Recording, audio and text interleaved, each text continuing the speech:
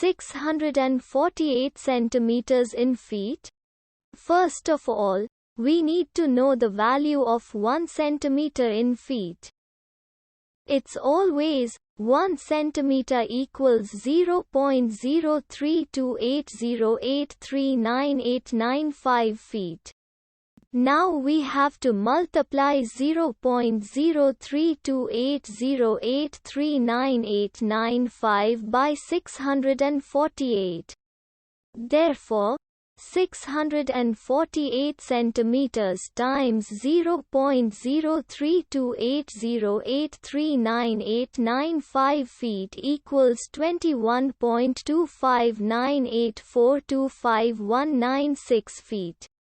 So, in other words, 648 centimeters equals 21.25984259196 feet. We hope you have enjoyed this video. Please like and subscribe to our channel for more videos like this.